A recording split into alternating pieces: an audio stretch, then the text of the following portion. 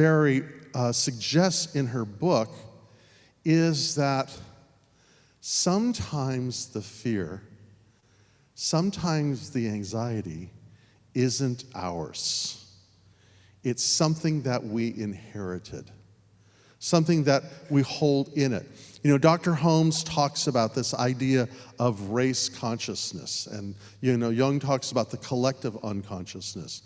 But there's this deep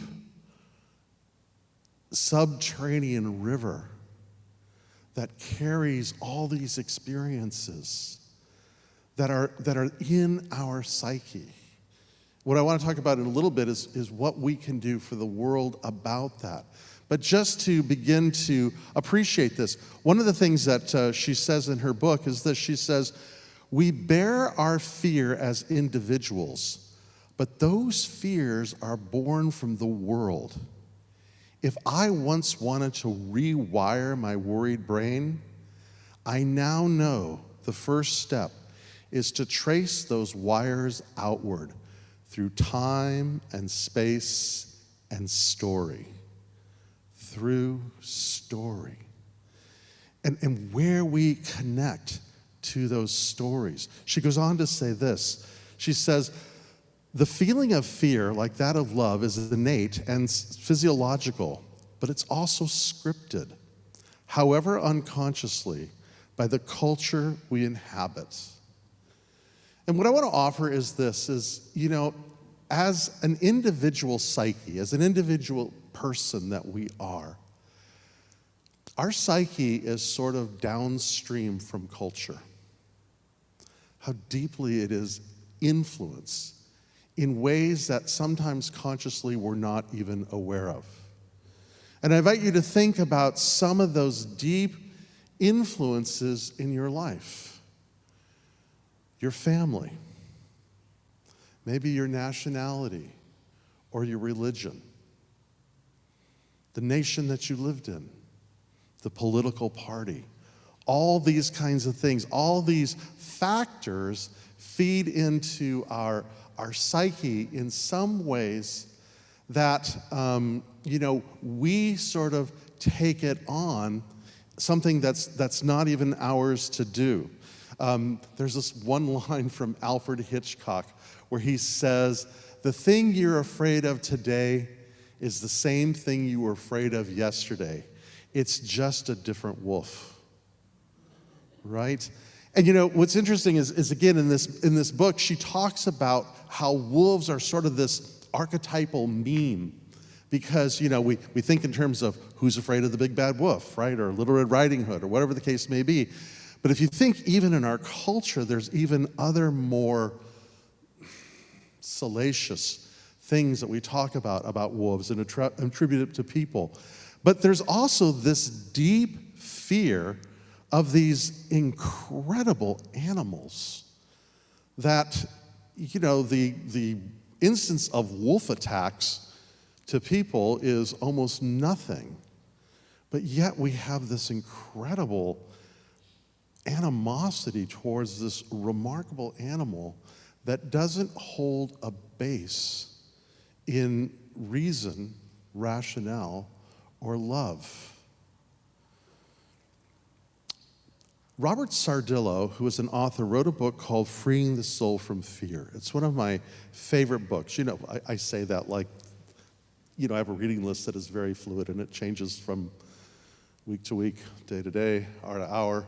But if the house was on fire and I had to grab 5 books, I'd probably take this one. It's usually one of the top ones. But one of the things that he says about fear is this, he says, first he suggests that fear is almost like a viral infection, that it comes into us, and then we think maybe we're afraid of wolves, or we're afraid of snakes, or rabbits, or whatever the case may be. Rabbits, who's afraid of rabbits? Carrots are afraid of rabbits. So, nobody's afraid of rabbits. But whatever the case may be, is we think we're afraid of something, but really what it is, it's that fear itself has inculcated into us. But he says something really interesting. He says that when fear comes into us, that our imagination flatlines. That, we move into a place of survival, and if you are in survival mode, if you are experiencing trauma, if you are experiencing anxiety, and how many of us in the last 3 years, having gone through what the world has gone through, does not have some level of fear, anxiety, or trauma in them? But what he says is when that happens, our imagination flatlines, and we are in survival. But when we are in survival, there's no agility. There's no novelty. There is only what we have known before and how we try to organize that. So the real curative work is the work of re-engaging the imagination. And as metaphysicians, we know this, right? Because we know that the work that we do is in the imaginal. I was thinking again of this song that was just sung, and I was thinking, Dante Alighieri in his Divine Comedy says something very interesting. He says, time is love. And what he means by that is the things that we spend the most time with are the things that we love. And we become the thing we love.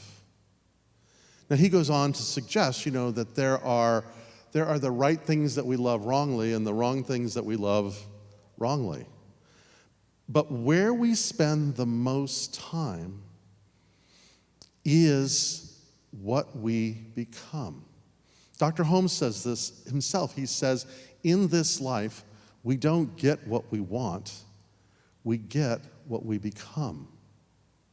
And so, the thing then, the question that we always ask ourselves then is this, is what do I love? And if you want to know what you love, what do you spend the most time with? And as you're spending the most time with that, what is the story that's being told? And what is it that's getting into there? So I had this thing that happened last week. I was reading the Washington Post, and they mentioned this guy, Glenn Turner. Who knows who Glenn Turner is? You do. Not many do. So Glenn Turner coins the phrase. Now, there's an argument whether it was him or Amway, but it was there or both, and it doesn't matter who, because it's the same thing. But the term, fake it till you make it. Fake it till you make it. If there is such an unimaginative statement, it is that. And sometimes I've heard it in New Thought centers. Fake it till you make it. And what I want to say is this is the difference between imagination and fantasy. Because imagination engages possibilities. It constructs and it builds. Fantasy escapes. And Bobby and I were talking at lunch. I had made a statement a couple weeks ago of this term that this woman that I read, Vedanta Shiva, who's this eco-feminist, fascinating person. But she says that we have moved from a culture of wisdom to knowledge, and from knowledge to information. And when we got there, or when we get there, we lose part of our humanity. And then what I thought about that is, yes, we have moved from wisdom to knowledge, to information, to entertainment, where we are titillated and distracted and pulled from one thing or another. But the thing of it is we find ourselves in a world that is based on that. And again, I remember back in the 90s, there was a New Thought church that I was briefly connected to. And it was all about fake it till you make it. In fact, if you were a woman, you had to wear a blue silk skirt. If you were a guy, you wore an Armani suit and you drove a Beamer. And if you didn't, people would say, well, where's your consciousness? What's wrong with you? Or if you got a cold, what negative thought are you holding on to? And whatever the case, by the way, that church blew up. So fake it till you make it, I'm not quite sure where that goes. And nationally, in the world that we live in, we're dealing with that, are we not? I mean, we are in a culture, because we all hear these things, right? We hear business is business, or let's get real, or there's the spiritual, and then there's the real world or the business world. And we say all these things, and essentially what we're saying is that the con man is the business model. Or as Mickey McKee in his book Self-Help Inc. says, it's only in a market-worshiping economy that you can say defrauding people in the interest of profit would somehow or another be okay.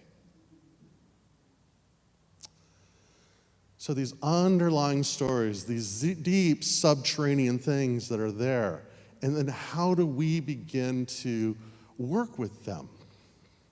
I want to offer two thoughts on this. And the first is something that, and I don't remember the speech, but I remember reading a speech of, an essay by Dr. Martin Luther King. And what he talks about is this, he says, think for a moment about the coffee that you drank this morning. And I don't know about you, but I didn't grow that coffee. I didn't roast that coffee. I didn't do any of the things. Somewhere or another, there was a store that I bought that coffee that was delivered by somebody who processed that, who bought that from a farm where somebody picked that and possibly roasted that, to someone else who tended the fields. And then he goes on to say, and think about the shirt you're wearing, who grew the cotton? Who harvested the cotton? Who wove it? In what shop did that go? The shop, all I know is I, go to wherever store I go to and I buy the shirt and that's that. But there's this sense of interbeingness, and that's in the world of the imagination. And in many ways, one of the greatest things that we can do as metaphysicians is to begin to work at the level of the imagination to create from within ourselves a story of interbeingness rather than a story of separation. A story of where everything and everyone, including myself, is interconnected rather than a story that someone's out to take advantage of me or someone else, or whatever the story is about why there has to be us and them, those who have and those who have not, and what we can do about that. And the other thing I believe that we do at the level of the imagination is we begin with a thought.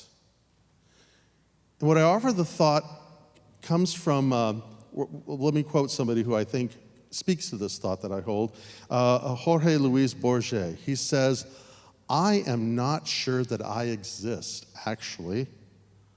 I am all the writers that I have read, all the people that I have met, all the people that I have loved, all the cities that I have visited. And the suggestion is that we are the sum total of all the experiences that we engage in. And again, love your life, love your dreams, you will do amazing things. Time is love. Where do we give our energy? Pierre Teilhard de Chardin, who's one of my spiritual heroes, says that we are evolution become intentional. And what he means by that is, at a very deep metaphysical, Kabbalistic, idea is that we have been invited to co-create this unfinished, imperfect, amazing, remarkable thing called the cosmos, the universe that we live in. Kurt Vonnegut says, we are the mud that gets to get up and look around. Lucky us, lucky mud. But in either case, I love that.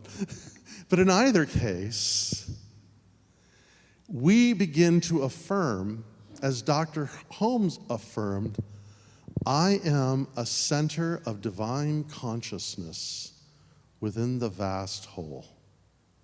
Say that quietly to yourself. I am, you don't have to repeat it out loud, but if you want to, by all means.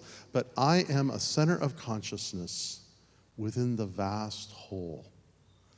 And let that contemplation be a tool that begins to re-engage the imagination. And when I love myself, appreciating myself as that, and love my dreams, I can do, you can do, we can all do amazing things. We hold a vision of a world that works for all. And we struggle because we're thinking that we can create that world that works for all with the current institutions that, oh, by the way, are the ones that created the mess. You know, it's like letting the monkeys run the zoo. But rather than that, you know, what is going to move us to that place of a world that works for all is not going to come from science. It's not going to come from politics. It's not going to come from education. It's not going to come from banking. It's not going to come from any of those institutions. But I want to speak to those people who became members of this community today. This is how it begins to happen. When we begin to love each other into wholeness, when we begin to tell a new story, one that is centered around interbeingness and cooperation and curiosity. And when we do that, remarkable things happen. Thank you for your kind attention.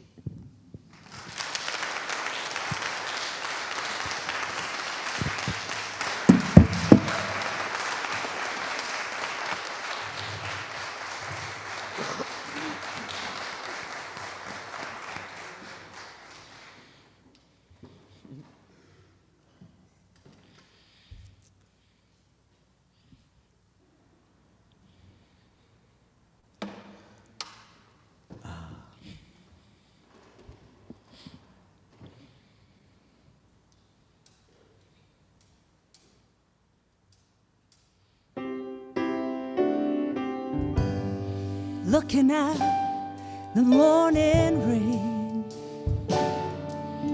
oh, I used to feel so uninspired.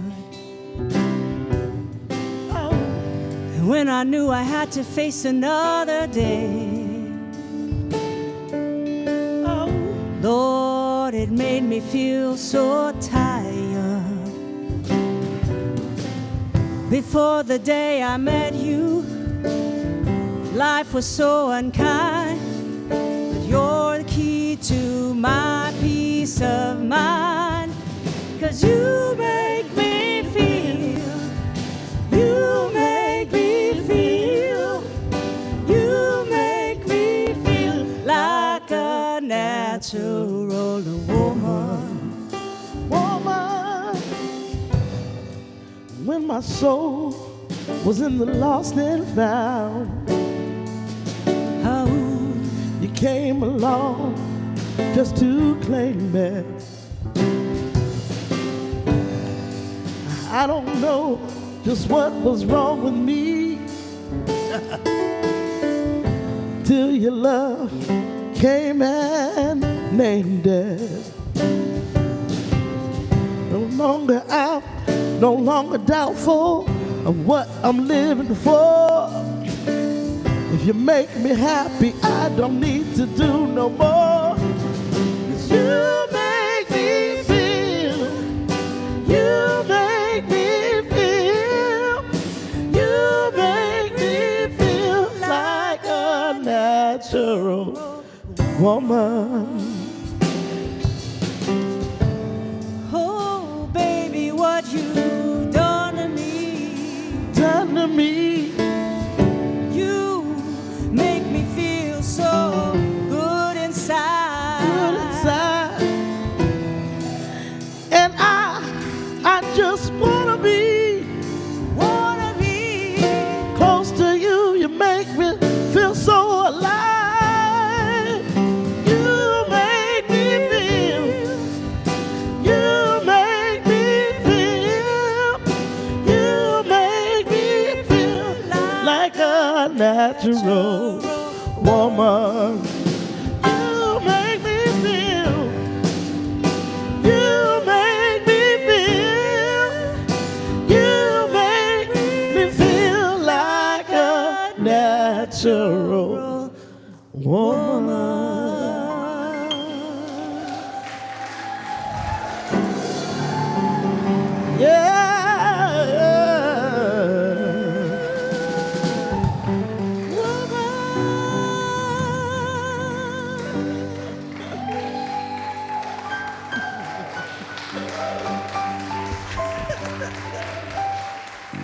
Yeah. So interesting fact about that song, of course, Carole King, and when she recorded it, one of the most talented bass players ever played on that song and many other songs in the 60s, 70s, and the 80s. And her name was Carole Kay. And she was part of this studio musician group called the Wrecking Crew. Have you heard of that? Carole Kay it was unheard of to have a female musician in the studios. And she played on thousands of songs, if not hundreds of #1 songs as the bass player.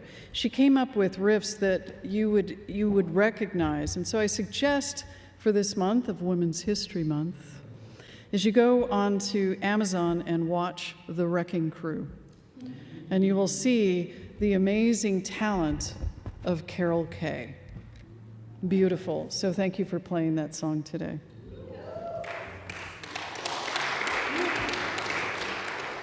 It's a time of our conscious giving. I have never been up here so much.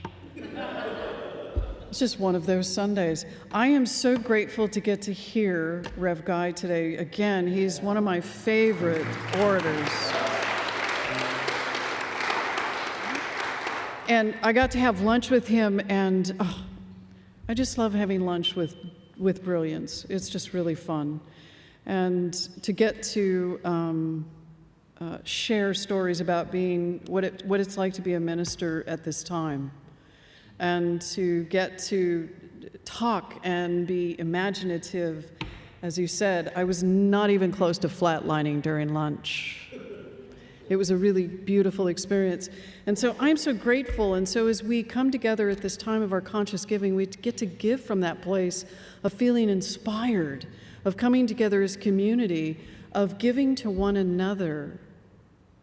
As we are inspired, we get to inspire creativity through our giving. So as we just take that gift, and if you would just place that gift on your heart, and honoring the gift that only you could give, that only you give, in the way you give, in the way that is most amazing and most individualized, but is so necessary in our world today that each one of us give of who we are.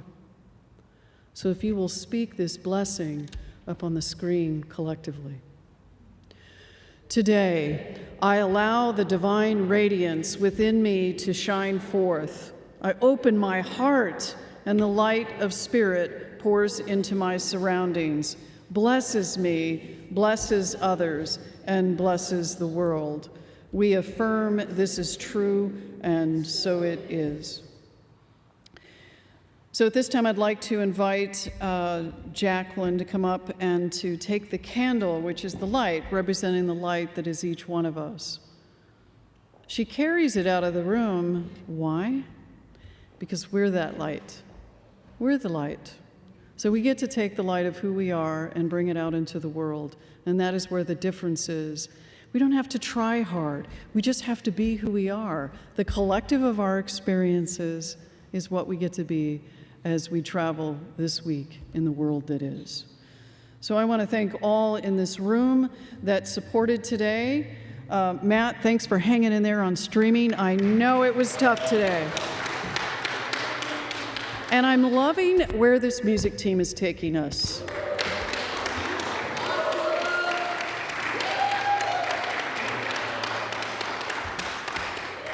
Those smiles just say it all right there.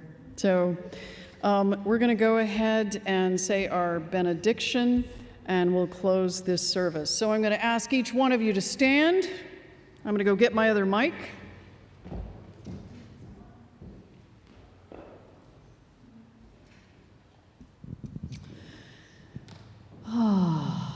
There's a gift today. There's a gift that we get to be in presence with, that is each one of us. For we know that life it's amazing if we will step out of the small self and live in that bigger self, right? So I know something's happening right now. Do you? What's happening? Something wonderful is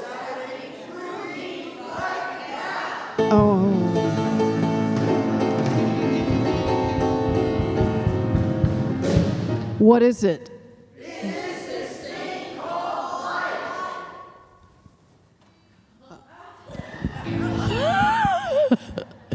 What is it? Thank you. Where is it? And? And? And?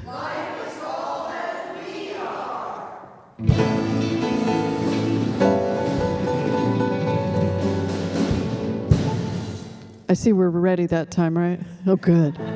What am I going to do with life? And? And? How? Hold on.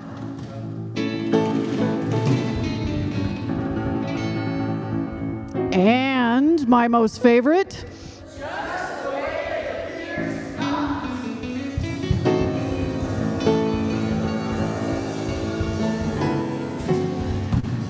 Imagine in this moment, imagine gratitude. Imagine being grateful for all that's happened, all that hasn't, all the challenges, all the successes, because within it all is the place of gratitude. So imagine that for just a moment and let that gratitude move up through your body. Anybody feeling any bumps here? The gratitude moving up through your body, up through your head. And if you will just hold those arms up just a little if you are able. And say with me on the count of 3, the last line here. On the count of 3, 1, 2, 3. Thank you, life.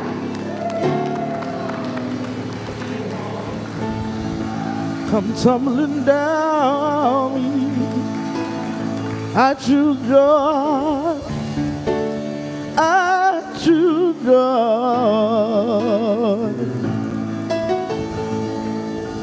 When the world stops spinning around, I choose joy. I choose joy. When my head's too hard to move and my music's lost its groove, I have too much to prove. I choose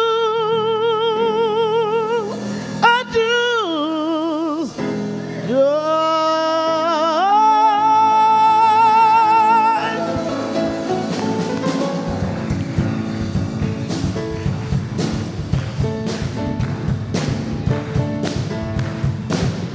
When the walls come tumbling down, I choose joy.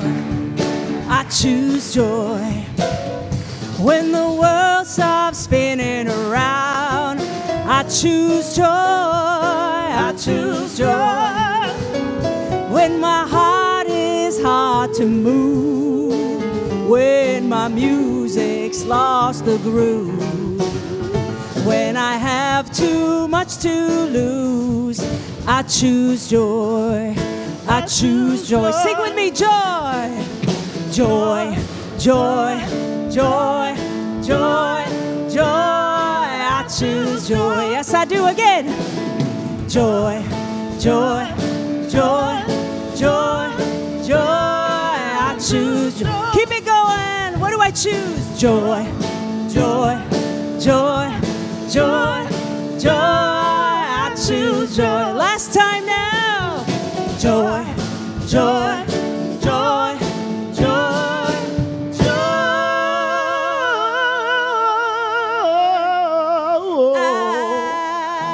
I choose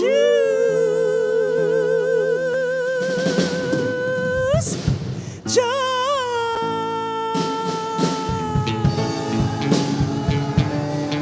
I choose joy.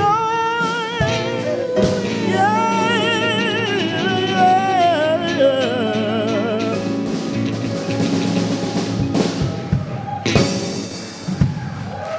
Have a great week. Namaste.